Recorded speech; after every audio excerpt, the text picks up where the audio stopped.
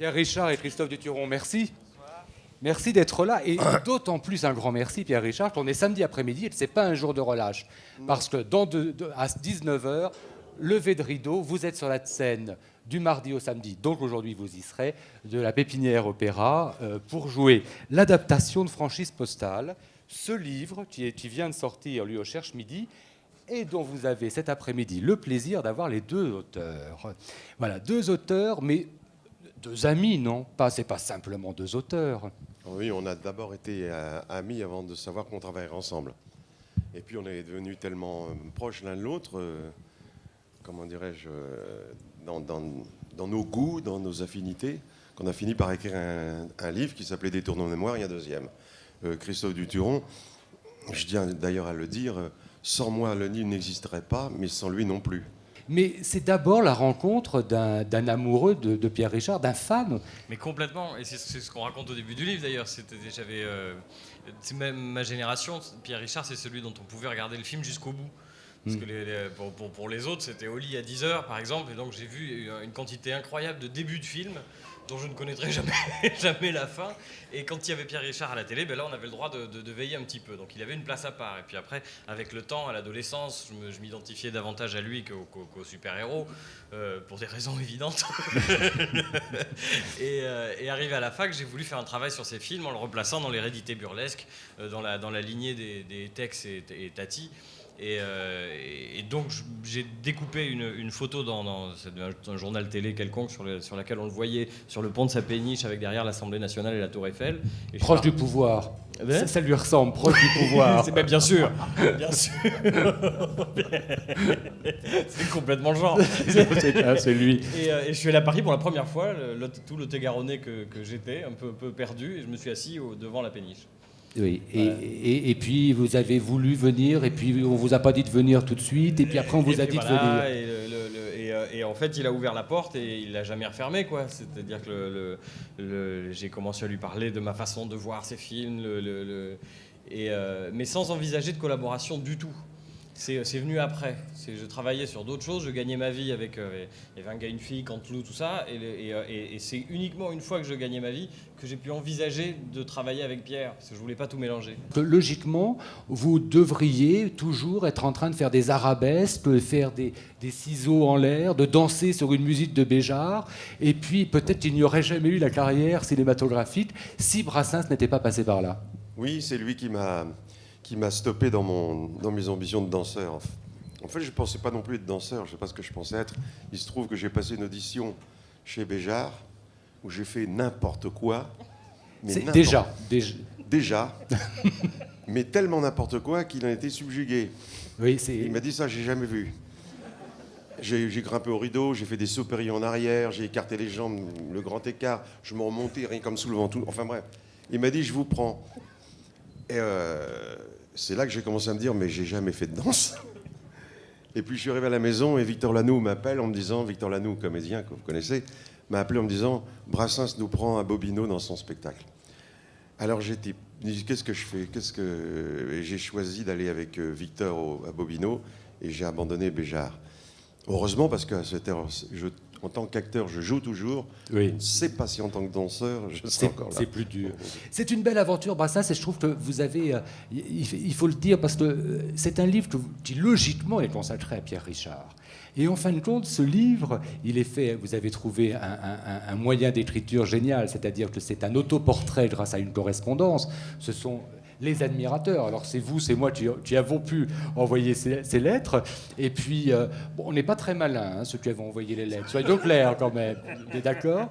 Mais voilà. Et alors, en revanche, les lettres, la réponse de Pierre Richard est toujours extrêmement précise. Et je trouve qu'on découvre un autre homme avec une grande introspection sur le métier, sur le regard que vous portez sur le monde. Et il a fallu le forcer à dire tout ça.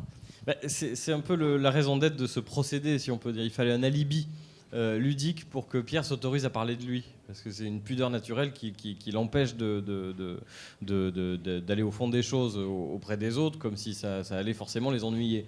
Donc on avait cet alibi ludique, on a inventé des furieux qui lui écrivent et lui font des requêtes impossibles à exaucer. Et c'était charge à lui de décliner poliment l'invitation en argumentant son refus par des histoires et par des considérations sur la vie en général. Et fort de ce procédé, effectivement, on a pu... comme ça, essayer de mettre en valeur cette fameuse façon de voir les choses que je trouve si précieuse et que j'avais envie de partager. Voir 40 ou 50 comédies en même temps ne m'intéresse pas. C'est d'en voir 3 que j'aime bien qui m'intéressent. Et j'ai eu la chance de tourner avec Bernard Blier, j'ai eu la chance de tourner avec Jean Carmé, j'ai eu la chance de travailler avec Brassens. Ceux-là me suffisent. Enfin, ceux-là et quelques autres quand même. Mais ceux-là me suffisent. Finalement, j'ai préféré la qualité à la quantité. Vous parlez aussi du travail avec Rosier, par exemple. Oui. Voilà. Et alors, et vous faites un travail sur vous-même, et vous avez l'honnêteté de dire que ce que vous avez pensé au moment du tournage et ce que vous pensez maintenant, a posteriori, en regardant, n'est plus la même chose. Mais c'est savoureux, ce tournage, en 3 mots. En 3 mots, Rosier était à l'époque, avec Godard, étaient les 2 chouchous de la presse intellectuelle. Comme moi, j'avais le public avec moi, mais pas forcément la presse intellectuelle, je me suis dit, si je travaille avec Rosier, je vais forcément avoir la presse intellectuelle. Alors j'ai dit à Rosier, je veux faire un film avec toi. Rosier a dit oui. Je me demande toujours pourquoi. Il a dit oui. Enfin, il ne trouvait pas de producteur, et j'ai dit à Berry, je voudrais faire un film avec Rosier. Il m'a dit, t'es fou, mais t'es fou. Tu ne sais pas à quoi tu t'engages, et moi, en tant que producteur, non plus. J'ai dit, mais si je fais le film à l'œil, est-ce que tu le produis? Il m'a dit oui. Bon. Alors, je me suis retrouvé à travailler 3 mois à l'œil, mais pas vraiment à l'œil, hein, parce que, en tout cas, ça m'est... Vous donnez de la personne, quand même. J'ai donné de la personne, oui. Mais je suis tombé sur quelqu'un d'extraordinairement intéressant dans la mesure où il est totalement atypique.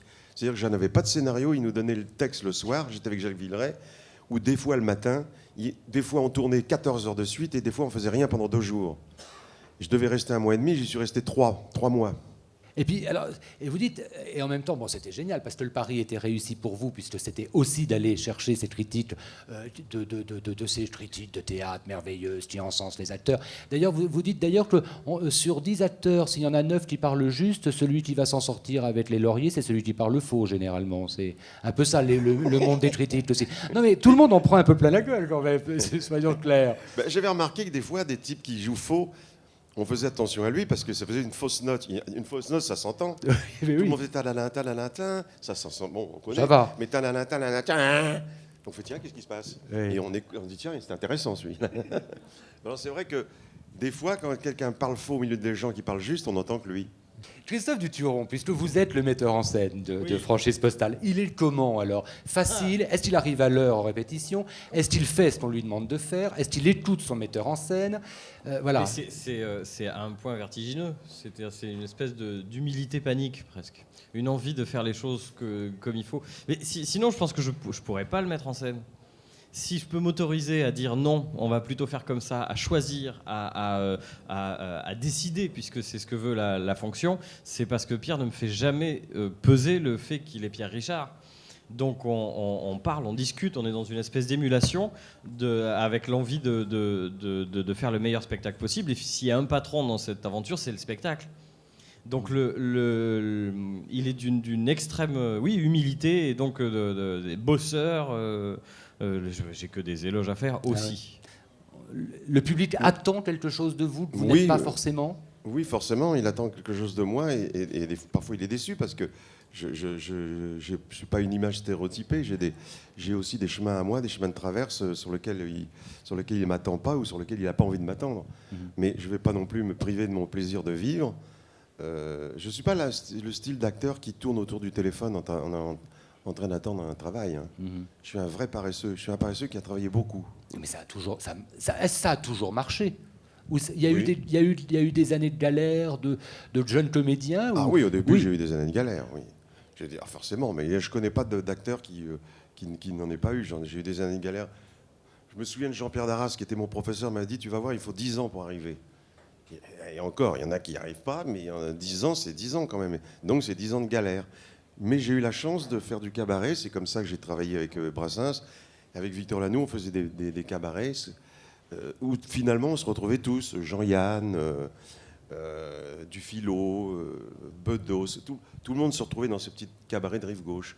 On avait la petite enveloppe à la fin de la soirée qu'on bouffait le lendemain, mais on avait une autre petite enveloppe le lendemain. Vous êtes un peu, je ne sais pas si c'est cruel, mais en tout cas, vous êtes, en tout cas, bon, objectif, je ne sais pas non plus, mais vous avez une vraie réflexion sur la politique en disant qu'aujourd'hui le débat est plutôt de la communication et que ça, on ne vous y prendra pas. Non, je sais, effectivement, il a écrit une très jolie phrase là-dessus que je dis tous les soirs en parlant des acteurs. Je dis leur place était à la vigie, pas au bras du capitaine. Et je pense que c'est exact. En tout cas, moi, c'est comme ça que je le vis. Je pense aussi, franchement, que puisque j'étais en face de l'Assemblée nationale, c'est que les clowns, c'était eux en face. Oui. C'est eux. Voilà, les ben, clowns. oui. Moi, C'est applaudi déjà, donc vous êtes déjà applaudi en disant ça. Il y a des choses qui vous font envie encore complètement, mais que vous n'aviez pas fait. Oui, mais tout ce que je ne peux pas anticiper. À partir du moment où j'anticipe, ça me plaît déjà moins. Mais dès qu'une porte s'ouvre sur un inconnu, enfin un inconnu pour moi, je suis suffisamment curieux, je suis comme les chats, je me dis, oh là, c'est intéressant ça. Et je peux m'engouffrer. C'est ce que j'ai fait avec mes Chiliens, c'est ce que je fais de temps en temps en allant voir des Sahraouis dans le désert ou en allant sur l'Amazonie. Mais c'est pas anticipé, c'est toujours un ravissement de quelque chose à laquelle je ne m'attends pas. Et là, je pense que je peux encore continuer dans ce genre d'aventure.